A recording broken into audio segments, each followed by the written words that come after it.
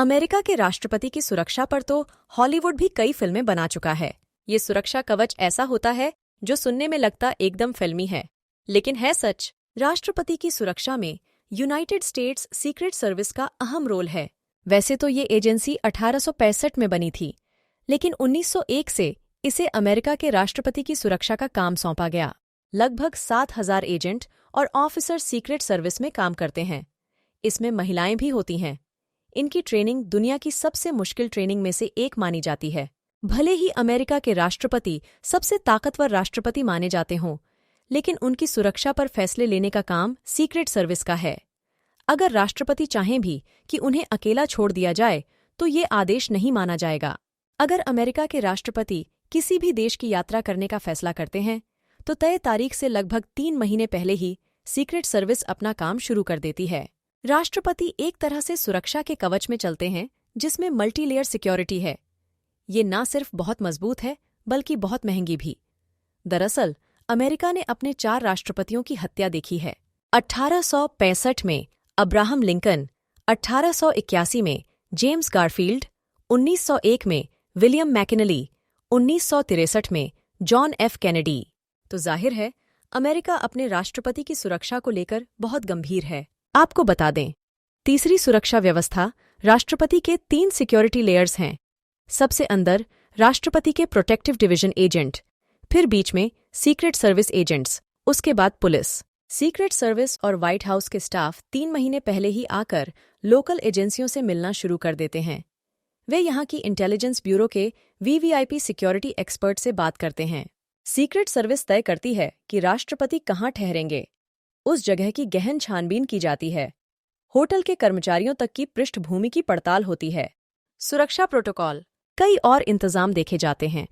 जैसे एयरपोर्ट पर air space चाहिए, क्योंकि सिर्फ उनका एयरफोर्स एक प्लेन ही नहीं आता है।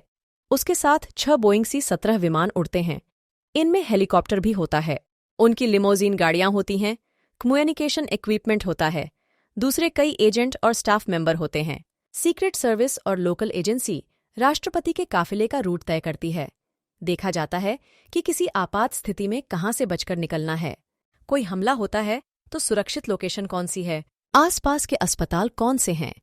एजेंट ये सुनिश्चित करते हैं कि राष्ट्रपति जहां ठहर रहे हों, वो जगह अस्पताल के ट्रॉमा सेंटर से 10 मिनट से ज्यादा दूर ना हो। एक एजेंट आसपास के हर अस्पताल के बाहर तैनात रहता है, ताकि इमरजेंसी में डॉक्टरों के साथ कोऑर्डिनेट कर सके।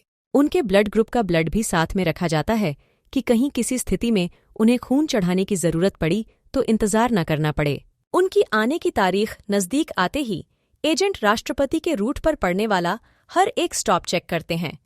जिस होटल में वे ठहरते हैं, उसके आसपास की सड़कों पर पार्क की गई कारों को हटवा दिया जाता है। अलग अलग तरह के खतरे के समय क्या किया जाएगा, उन सब की रिहर्सल भी होती है। होटल जहां राष्ट्रपति ठहरते हैं, राष्ट्रपति के होटल में उनके लिए पूरा फ्लोर खाली होता है, बल्कि ऊपर और नीचे के फ्लोर भी खाली रखे जाते हैं। स्टाफ के लोग ही वहां रुक सकते हैं। पूरे कमरे की अच्छे से जांच होती है कि कहीं कोई छिपा हुआ कैमरा ना हो, कोई रिकॉर्डिंग डिवाइस ना हो। टीवी और होटल के फोन भी हटा दिए जाते हैं। खिड़कियों पर भी बुलेट प्रूफ शील्ड लगा दी जाती है। राष्ट्रपति का कुकिंग स्टाफ भी साथ आता है। वे ही खाना बनाते हैं और परोसते हैं। सीक्रेट सर्विस वहां भी पूरी निगरानी रहती है कि कहीं कोई छेड़छाड़ न कर दे। सीक्रेट सर्विस पर एक और बड़ी जिम्मेदारी है। उन्हें राष्ट्रपति के साथ हर वक्त रहने वाले सेना के उस व्यक्ति को भी सुरक्षित रखना होता है, जिसके पास यूएस न्यूक्लियर मिसाइल को लॉन्च करने वाला ब्रीफकेस होता है। राष्ट्रपति अपनी लिमोजिन कार में ही सफर करते हैं। इस कार को नाम दिया गया है द बीस्ट। ये कार हर तरह से इक्विप्ड है। बुलेट प्रूफ तो है ही, इसमें और भी डिफेंसिव उपकरण और तकनीकें हैं, जैसे smoke screens, tear gas, night vision तकनीक, केमिकल अटैक से सुरक्षा और ग्रेनेड लॉन्चर। ड्राइवर्स ऐसे ट्रेंड होते हैं कि किसी हमले के समय गाड़ी को एकदम उल्टी दिशा यानी 180 डिग्री टर्न ले लें। जब ओबामा आए थे भारत 2015 में, अमेरिका के पूर्व राष्ट्रपति बराक ओबामा भारत में गणतंत्र दिवस समारोह में चीफ गेस्ट के तौर पर आए थे।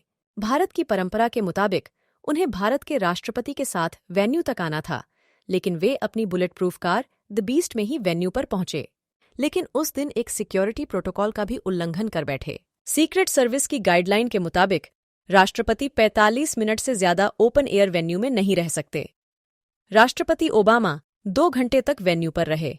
वैसे ये सब जानकारियां सीक्रेट नहीं हैं। सीक्रेट सर्विस में रह चुके कुछ लोग किताबें भी लिख चुके हैं। जैसे जोसेफ पेट्रो ने एक किताब लिखी है, जो यूएस सीक्रेट सर्विस में 23 साल स्पेशल एजेंट रह चुके हैं। उनके अलावा रोनाल्ड कैसलर ने 100 से भी ज्यादा सीक्रेट सर्विस एजेंट्स के इंटरव्यू लेकर किताब लिखी है, in the president's secret service. America के राष्ट्रपति जब भी कहीं निकलते हैं, हजारों लोग इसमें शामिल होते हैं।